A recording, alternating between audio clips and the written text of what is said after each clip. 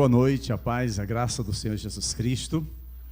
Amados, quando o Serginho me fez o convite para estar ministrando nessa noite, 3 sentimentos vieram sobre mim. O primeiro deles foi o de euforia, né? Falar sobre família é sempre empolgante, porque é falar de algo que nos é próprio.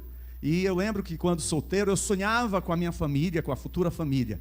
E passados aí 30 anos de casados, né, hoje, pai de Rebeca e Débora, nossas filhas, eu percebo o quanto eu sou privilegiado e como eu tenho gratidão a Deus por tudo que Ele nos concedeu ao longo desse tempo. Família é bênção de Deus, é projeto de Deus para todos nós. Esse foi o primeiro sentimento, de euforia. Mas também veio o sentimento de confiança, pois a crença de uma família inabalável precisa estar firmada em Deus, alicerçada na confiança do Senhor. Não há como se pensar numa família inabalável aonde Deus não se faça presente nessa família.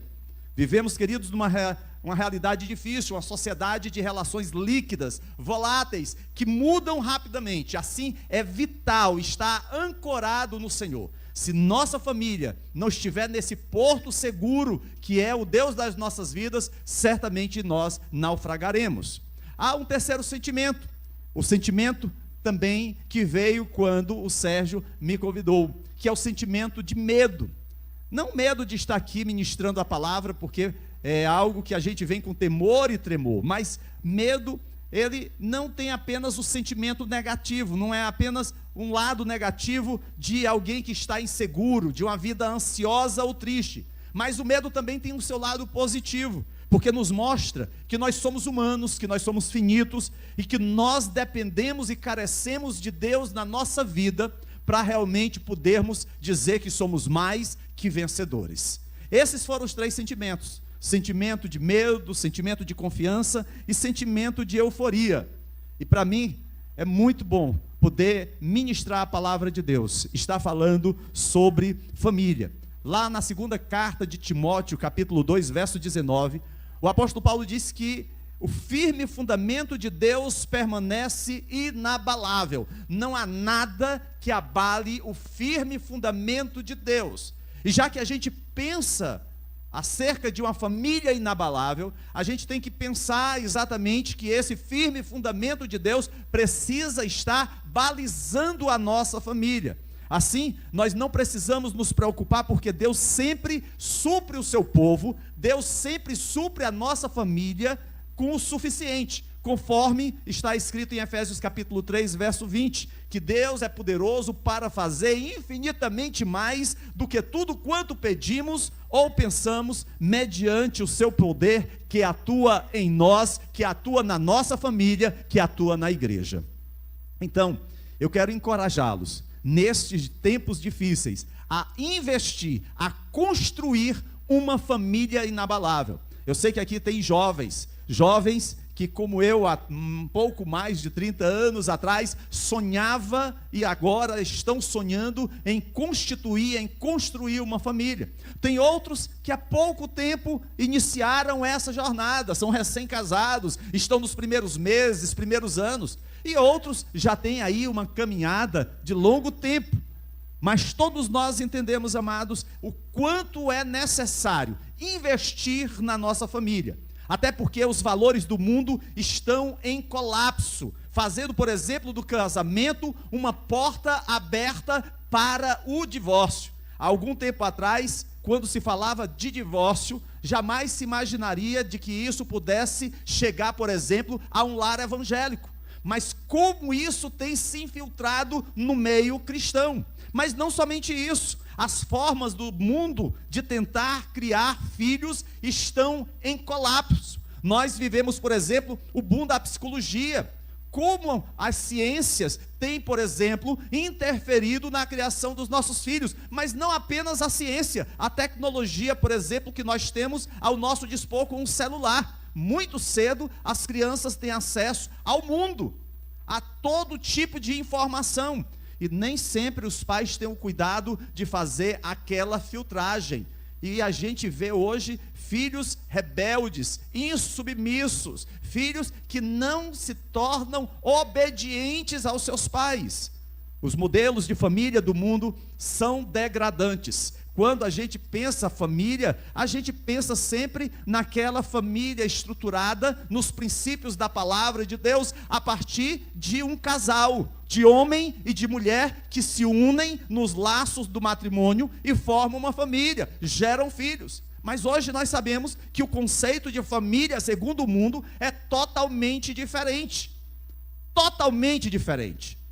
Por isso, queridos, diante desse quadro caótico, nós devemos buscar construir uma família inabalável em tempos difíceis. Esse é o meu desafio, constante, diário, porque não apenas com relação à minha esposa, mas também com relação às minhas filhas, porque o meu desejo, o meu sonho é vê-las também constituir suas famílias. Entendo que não há uma fórmula que se adeque a todas as famílias. Não existe uma solução única para todos os tipos de relações familiares. Nós sabemos que tem jovens que se casam e por questões financeiras às vezes vão morar com os pais.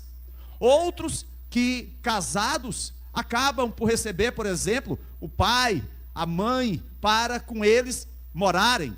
Nós temos as mais diversas experiências. Filhos que são criados por avós. Nós temos famílias diversas, mas eu tenho segurança que mesmo que não exista um modelo, mesmo que não exista uma fórmula, existem princípios bíblicos que norteiam os crentes para que possam construir uma família inabalável. Há uma ilustração que pode nos ajudar a entender isso. Por exemplo, o Japão, ele sofre com abalos sísmicos que causam terremotos e tsunamis. Daí a necessidade que as suas construções, os seus edifícios, absorvam os impactos e resistam aos tremores decorrentes desses abalos naturais. É muito comum, quase diário, haver abalos sísmicos no Japão, mas existem grandes abalos.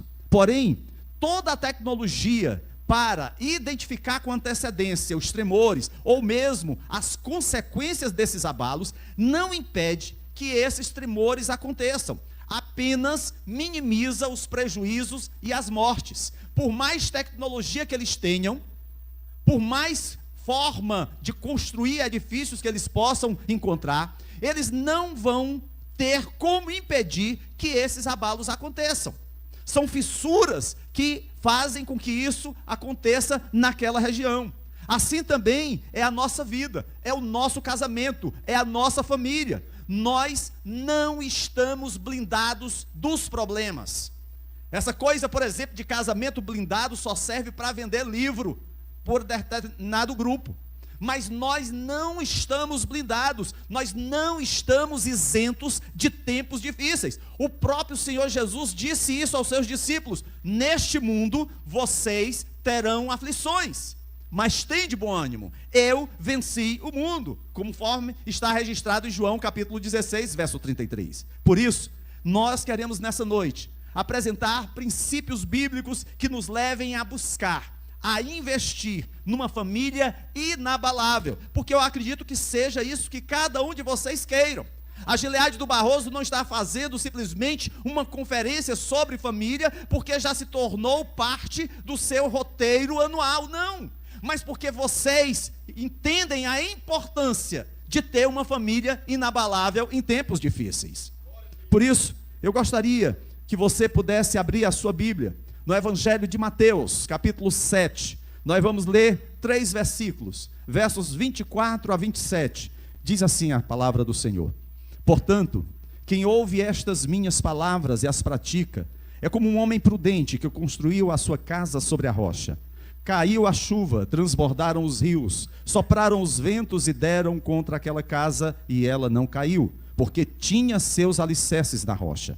Mas quem ouve estas minhas palavras e não as pratica, é como um insensato que construiu a sua casa sobre a areia. Caiu a chuva, transbordaram os rios, sopraram os ventos e deram contra aquela casa, e ela caiu, e foi grande a sua queda. Amados, essa é uma parábola bem conhecida. Jesus está concluindo aqui o Sermão da Montanha, e ele vai tratar da questão do lar, da família, da vida. É interessante porque ele faz uso de 2 situações. duas casas, e em ambos os casos, independentemente da solidez da casa, da resistência dos alicerces, da sabedoria do construtor, tempestades acontecem. Independente de ser uma casa construída sobre a rocha ou sobre a areia, tempestades vêm sobre aquelas casas. Em ambos os casos, caiu a chuva, vieram as enchentes, os ventos sopraram e eles bateram contra aquelas casas. Não foram as casas que causaram a tempestade. Não foram as casas que pediram que a tempestade viesse sobre elas, mas ambas tiveram que suportá-la. Eu não preciso convencer você de que a vida está cheia de tempestades, muitas das quais não causamos, mas devemos suportar. É certo que tem coisas que nós mesmos provocamos, mas tem outras que são forças externas à nossa decisão que vêm contra nós. Por exemplo, cai a chuva da depressão, do medo, da solidão. Vem a enxurrada de pecados pessoais, a tensão familiar, relacionamentos quebrados. Os ventos da imperfeição cultural, da pressão social, da sociedade sem Deus que sopram contra a nossa família. Tudo isso traz desgaste no relacionamento familiar.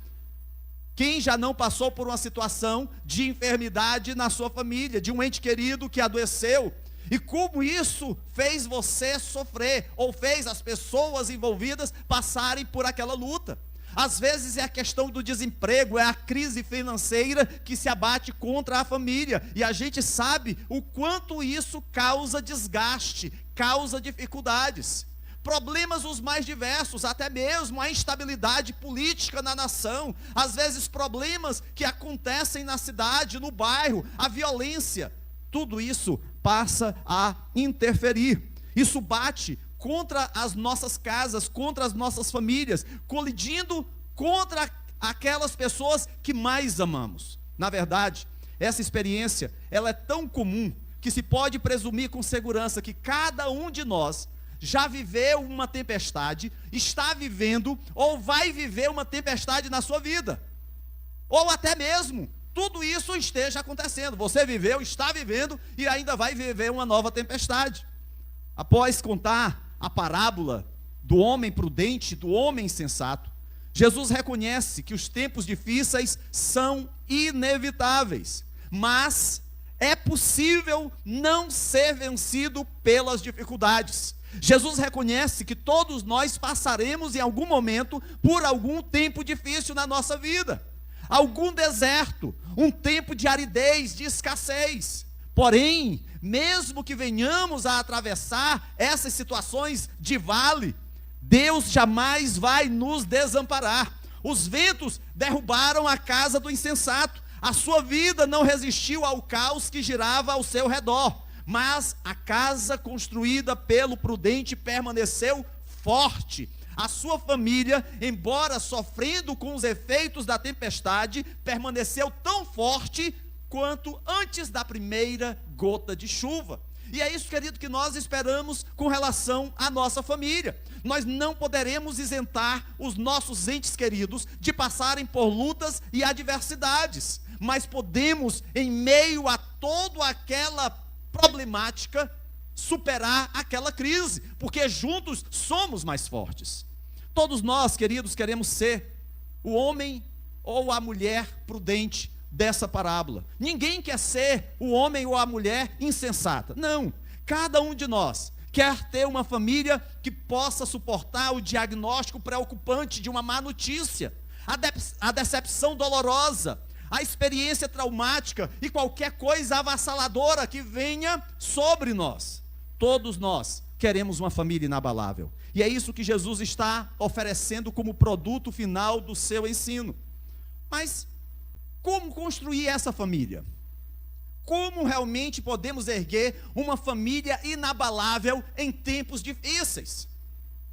Para responder essa pergunta, não adianta a gente consultar os livros de ensino que estejam à disposição nas livrarias. Precisamos nos deter na palavra de Deus e ver o que é que o Senhor Jesus tem a nos ensinar, tem a nos mostrar. Porque se você quer ser um homem, uma mulher prudente, você vai precisar suportar as tempestades da vida sem desmoronar.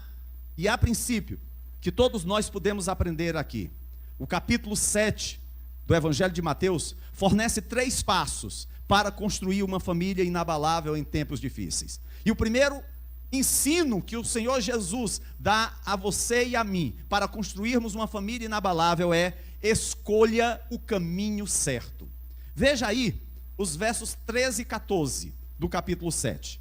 Diz assim: entrem pela porta estreita, pois larga é a porta e amplo o caminho que leva à perdição, e são muitos os que entram por ela. Como é estreita a porta e apertado o caminho que leva à vida, são poucos os que a encontram. Amados, construir uma família inabalável começa escolhendo o caminho, mas precisamos escolher o caminho certo. Nós temos 2 opções. Primeiro, escolher o caminho errado. O caminho errado diz aqui que ele é amplo, e ele é encontrado através da porta larga, e é fácil de encontrar, porque há muitos que viajam neste caminho. Nunca faltará companhia para aqueles que querem andar nesse caminho largo. Diz aqui que muitos entram por esta porta larga. Então, se você quer ter grandes companhias, muita gente ao seu lado, se você quer ser popular, se você quer estar sempre no meio das multidões, você pode seguir esse caminho largo. Mas a palavra de Deus diz que existe uma segunda opção: o caminho certo. Agora, esse caminho certo, ele é apertado e é encontrado através da porta estreita. E por ser uma escolha menos óbvia, é uma jornada mais difícil, e são poucos os que a encontram. O caminho certo é um caminho de dificuldades. O caminho largo é o caminho fácil de ser trilhado, de ser seguido. O caminho certo, queridos, é o caminho da verdadeira justiça.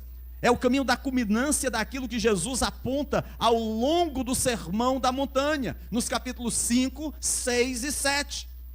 Eu entendo que esses 2 versículos, 13 e 14, Jesus faz uso de um ensino com 2 aplicações. Primeiro, ele está falando aqui sobre vida eterna. Ele está falando aqui que a salvação nos garante a eternidade. A porta estreita fala da eternidade, que todos aqueles que por ela passam têm a segurança da eternidade com Deus, tem esse caráter escatológico. Jesus está mostrando para a multidão que o ouvia, que o caminho estreito, a porta apertada, ela tem uma visão futura. Mas não somente isso, também tem uma aplicação imediata, porque fala de ética do reino, para a qual nós devemos nos esforçar para alcançar, porque nós, enquanto esperamos a volta de Cristo, precisamos agir corretamente no nosso proceder, quer seja no relacionamento com a nossa esposa, quer seja no trato com os nossos filhos, quer seja no relacionamento entre irmãos, como família. Então, tanto tem o caráter futuro da salvação, mas também tem uma aplicação imediata, que existe um caminho estreito, uma porta apertada nos relacionamentos. Não existe relacionamento fácil, não existe. A gente sabe das dificuldades envolvendo um homem e uma mulher. Pode ser que até para alguns, no primeiro estágio do casamento, venha aquele período da empolgação, do êxtase frente ao conhecimento do outro. Mas a gente sabe das lutas, dos problemas, e que a gente precisa persistir, investir e não desistir. É um caminhar, família, é assim. Jesus está dizendo aqui às multidões: olha, se vocês ouvirem, crerem e aplicarem o que eu estou dizendo sobre a verdadeira justiça, vocês percorrerão um caminho que leva à vida, e não à destruição, e não apenas à questão final do céu ou inferno. Às vezes, queridos, nós somos chamados a uma jornada de abnegação, mas a busca da verdadeira justiça é o primeiro passo para a construção de uma família inabalável, relacionamentos seguros. Infelizmente, a gente observa que muitos relacionamentos hoje estão erguidos em cima da mentira. Não existe mais confiança no relacionamento entre marido e esposa, porque o trato conjugal é um trato de mentiras. É uma aliança cheia de engodo, de enganos. E nós precisamos, como casal, como família, reverter isso. Porque isso não traz bênção, isso traz maldição para a nossa família. Que tipo de ensino nós estamos dando aos nossos filhos? Qual o caminho você está percorrendo atualmente? Como cristãos, esta continua sendo uma pergunta que nós precisamos fazer. Será que eu estou me esforçando para me alinhar com o padrão de justiça de Deus, pelo poder do Espírito Santo, ou eu estou seguindo o padrão do mundo? Se parte de mim está no caminho largo, e parte está no caminho estreito, na verdade, eu estou enfraquecendo os alicerces da minha casa, porque eu estou olhando para a igreja, mas desejando o mundo. A desobediência para o cristão, amados, é como a umidade no concreto, é como cupim na madeira, corrói, destrói. O primeiro passo para construir uma família inabalável é escolher o caminho certo. E a grande pergunta que nós precisamos fazer é: eu tenho escolhido o caminho certo? Ou estou enamorado pelo caminho largo, pela porta larga? Mas não adianta a gente pensar que apenas seguindo ou cumprindo esse primeiro passo, eu vou construir uma família inabalável. O Senhor Jesus nos apresenta um segundo princípio, um segundo passo.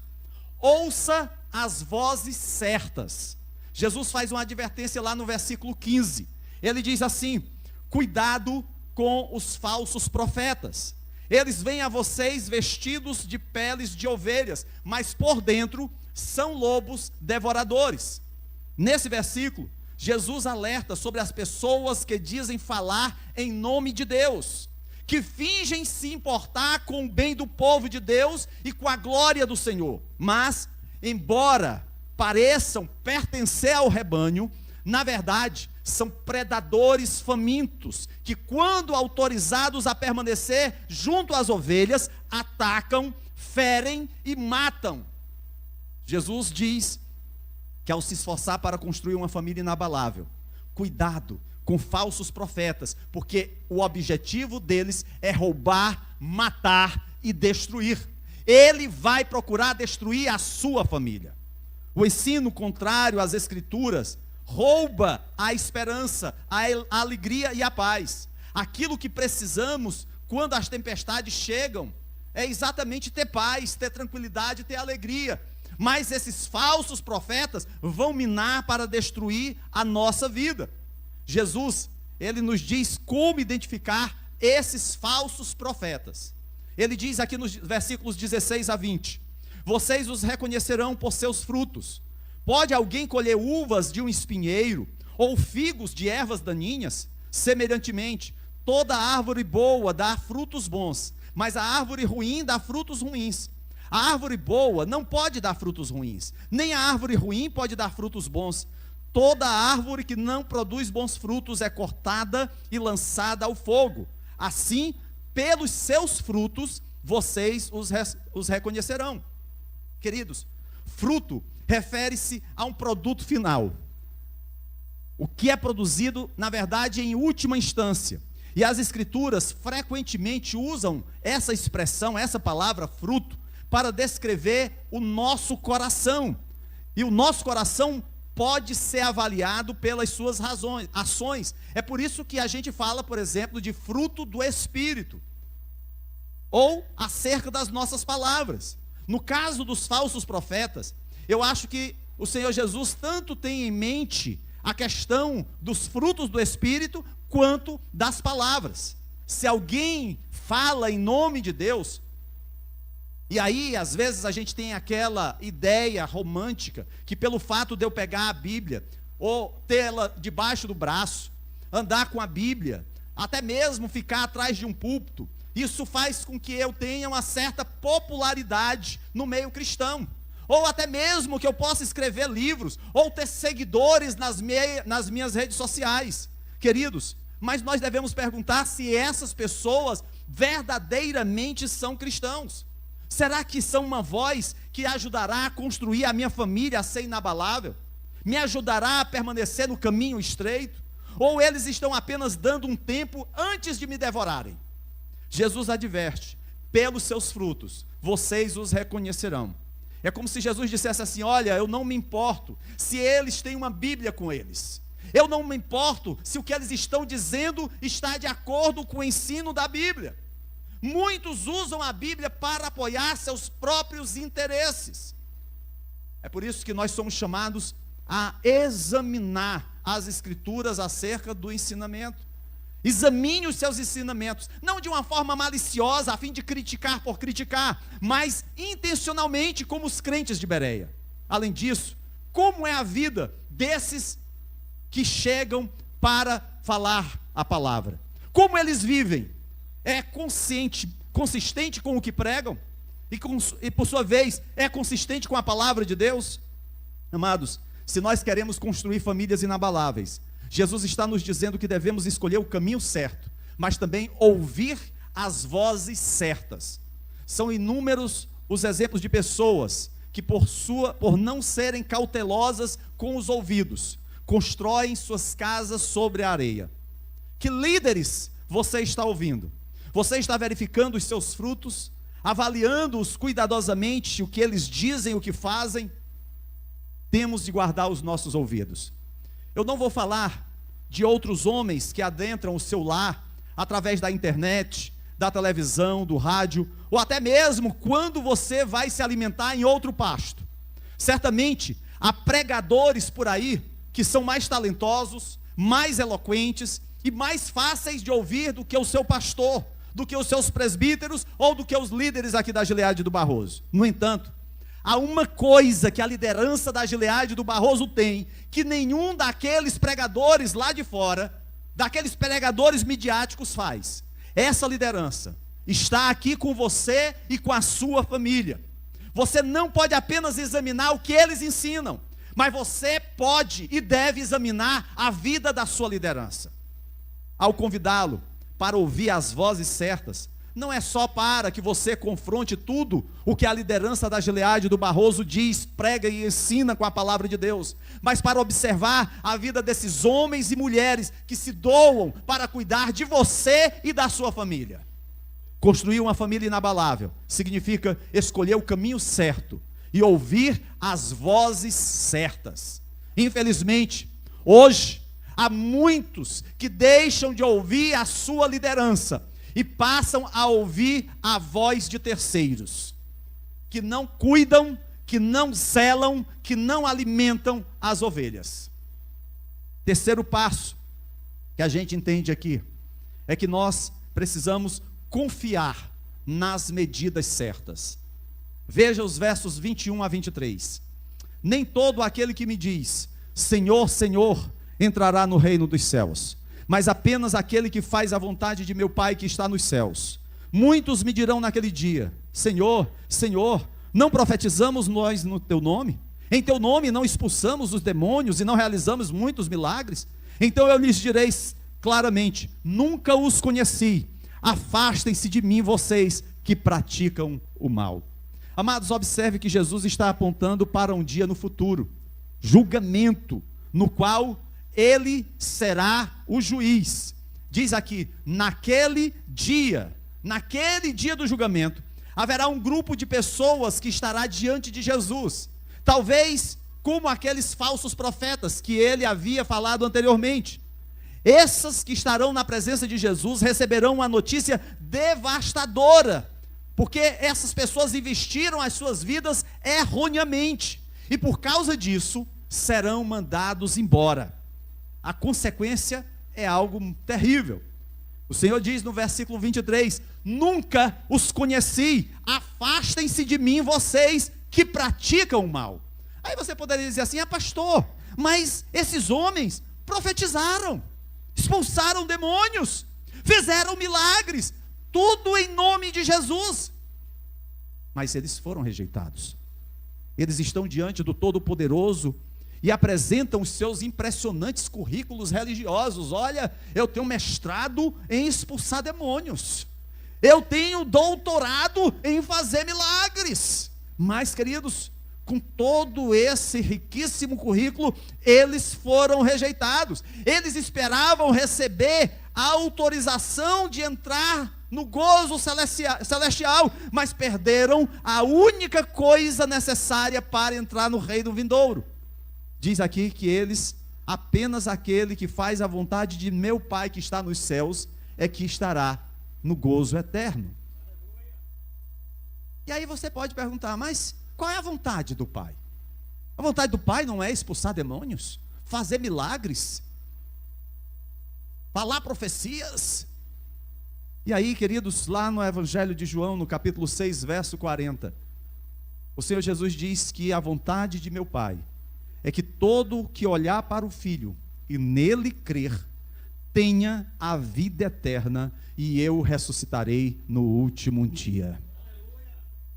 Não adianta, amados, achar que as nossas obras vão granjear alguma coisa de Deus. Se nós não crermos, se nós não confessarmos Cristo como Senhor e Salvador da nossa vida, não tem jeito. Filho de crente não necessariamente é. Então você precisa, pai, mãe, ensinar o seu filho no caminho que ele deve andar. Você, pai, mãe, precisa zelar pela educação do seu filho, trazendo-o à casa do Senhor. Meu Deus, às vezes a gente vê casais que vão à igreja, e a gente sabe que tem filhos, e os filhos ficam em casa na televisão, no computador, na internet, e os pais não trazem à casa do Senhor, e aí depois reclama, meu filho não quer ir para a igreja. Realmente não vai desse jeito. Ou então, o pai chega em casa e fica murmurando, reclamando o tempo todo da igreja, da liderança, do pastor. O que é que o filho vai querer ir para um lugar desses? Queridos, precisamos entender que crer em Jesus é crer no Filho de Deus, no Rei prometido e vindouro, no Salvador dos nossos pecados, que nos limpa e nos purifica de todo o mal. Aqueles que serão expulsos da sua presença não fizeram a vontade do Pai, não conheceram o Filho, não acreditaram em sua pessoa e obras. Não, em vez disso, eles mediram o valor de suas vidas com base no que fizeram, nas suas obras pessoais, e não no que Cristo fez. Todos nós, um dia estaremos diante do Rei e do Juiz, e teremos as nossas vidas avaliadas, medidas e perfeitamente recompensadas. Não adianta querer impressionar Jesus com o seu currículo, não adianta você querer impressionar Jesus com as vezes que você deu o seu dízimo. Você deve fazer isso. Não adianta você querer impressionar Jesus com as vezes que você veio à igreja. Você deve vir à casa do Senhor. Mas tudo isso deve ser motivado por um coração contrito e quebrantado, que ama a Deus, que não faz por obrigação, mas faz por amor, porque Ele nos amou primeiro. Queridos, eu acredito que pela graça de Deus, se seguirmos esses 3 passos, escolher o caminho certo, ouvir vozes certas, confiar nas medidas certas, nós seremos como o homem prudente, que construiu a sua casa, que construiu a sua família sobre a rocha, que caiu a chuva, transbordaram os rios, sopraram os ventos, deram contra aquela casa e ela não caiu, porque tinha os seus alicerces na rocha. Precisamos entender que se nós não seguirmos o caminho certo, se nós não ouvirmos as vozes certas, se nós não confiarmos nas medidas certas, seremos homens e mulheres insensatos. Se nós queremos ser um povo que constrói famílias inabaláveis, vidas que resistem às tempestades da vida, nós precisamos ser sábios, precisamos seguir as orientações graciosas do Senhor, precisamos buscar a retidão. Meu Deus, como nós precisamos viver vidas santas. Houve um período na história cristã, onde um determinado grupo se separou da religiosidade, da religião oficial, para ter maior intimidade com Deus. Foram intitulados de puritanos, porque eles queriam purificar as suas vidas de acordo com a palavra de Deus. Hoje, amados, nós precisamos viver isso. Como nós temos a necessidade de viver isso? Infelizmente, há muitos que hoje estão reféns de sites pornográficos. Muitos estão reféns de línguas mentirosas e fofoqueiras. Lares que não conseguem ficar de pé, vivem se arrastando, vivem procurando o pastor no gabinete pastoral, porque precisa de uma muleta espiritual constantemente. Precisamos entender, amados, que para construir uma família sólida, uma família inabalável, precisamos investir. Precisamos realmente fazer acontecer a partir da minha decisão. Não adianta eu querer colocar a decisão no meu cônjuge, nos meus filhos. Eu preciso fazer a minha parte. Precisamos, queridos, entender que isso é um processo que tem um tempo. Não adianta a gente pensar que a coisa acontece da noite para o dia. É como construir uma casa. Você, para fazer uma casa bem feita, você tem que fazer lá o alicerce, o baldame, levantar as paredes, fazer toda a estrutura de instalação elétrica, tudo que vai ser preciso, para só então você passar a morar naquela casa. E isso tem um tempo. Por mais dinheiro que você tenha, não acontece da noite para o dia. Assim é a nossa família. É um processo. Você precisa estar investindo, cuidando, reforçando aquela parte que precisa de um reforço. Às vezes você sabe que tem áreas da sua vida, da sua família, que precisa realmente de um reforço, que precisa melhorar. Você precisa encarar o problema, para você realmente ter uma família inabalável. Quão forte tem sido a sua vida, a sua família? A sua família tem enfrentado tempestades? Será que diante dos problemas, você tem sofrido, você tem tropeçado, você tem se desviado do caminho largo, ou você tem se desviado do caminho estreito? Converse com a sua família, você vai ver, você vai ficar surpreso como a sua família vai lhe ajudar. Eu lembro, amados, que em alguns momentos da minha vida, eu passei por problemas difíceis, difíceis mesmo. Se não fosse a ajuda da minha esposa, das minhas filhas, eu não teria continuado, eu teria naufragado. Hoje, nós estamos falando em uma conferência da família, e precisamos ver o valor que essa família tem para a nossa vida. Talvez você seja jovem, ainda está sonhando com a família futura. Você hoje está debaixo do teto dos seus pais, você tem uma família, mas você quer ter uma nova família. Invista, trabalhe. Você que já tem a sua família, cuide, zele pela sua família. Eu sei que às vezes nós gostamos de olhar para a grama verde do jardim do outro e achar que ela é mais verde do que o nosso. Mas sabe por que ela é mais verde? Por que a nossa não está tão verde? Porque a gente não está cuidando. A gente não está tirando as ervas daninhas que estão matando a grama. A gente não está colocando a água necessária, não está adubando. A gente só quer o resultado, mas não quer contribuir para que isso aconteça. Precisamos investir para que quando os tempos difíceis chegarem, a nossa família esteja inabalável. O que eu quero dizer para você, meu amado irmão, minha irmã, é que as lutas, elas sempre vão existir. Problemas sempre vão bater à nossa porta. Mas a forma como nós vamos enfrentar essas dificuldades é que vai nos mostrar se seremos vencedores ou seremos derrotados. E o que eu quero convidar você nessa noite é dar um passo em direção ao Senhor. Você que está passando por um momento difícil na sua família, você que sabe que precisa da ajuda de Deus.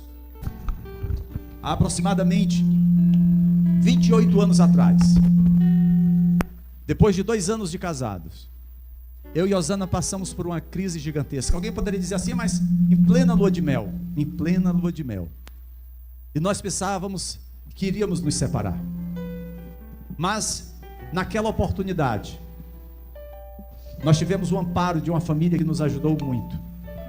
eles foram essenciais para que a gente pudesse voltar a ter um relacionamento saudável.